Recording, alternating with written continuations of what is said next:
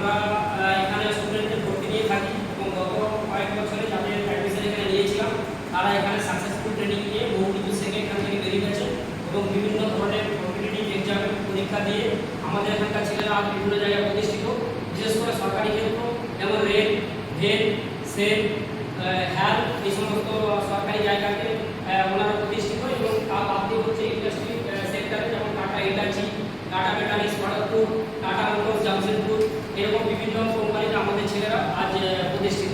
তাই আমার রিকোয়েস্ট সকলকে যে আপনারা নিজেরা এবং বাড়ির যারা মোটামুটি আইটিআই করার যোগ্য আছে মাধ্যমিক এইচএস পাস তাদেরকে আপনার আইটিআই দেখুন এই ক্যাম্পেনের মাধ্যমে আইটিআই ভর্তি করে যেন পরবর্তী জীবনে তারা স্বনির্ভর বা চাকরি পেতে পারে। আর আমাদের যে প্রচেষ্টা সরকারের সেটা আপনারা সাফল্যমণ্ডিত করবেন এগুলো আমরা শেষ করছি।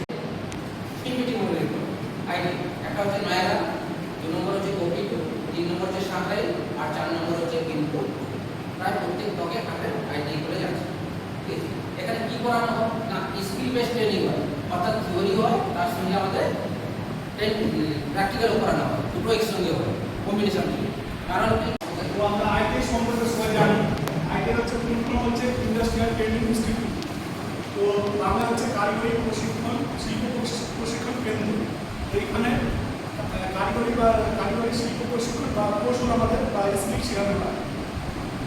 তো সেখানে হচ্ছে মানে আমরা যেটা শিখি থিওরির সাথে প্র্যাকটিক্যাল আমরা শেখানো হয়, এটা যাতে বাস্তব জীবনে কাজে লাগিয়ে আমরা কিছু করতে পারি, তার জন্য হচ্ছে আইটিআই প্রশিক্ষণ।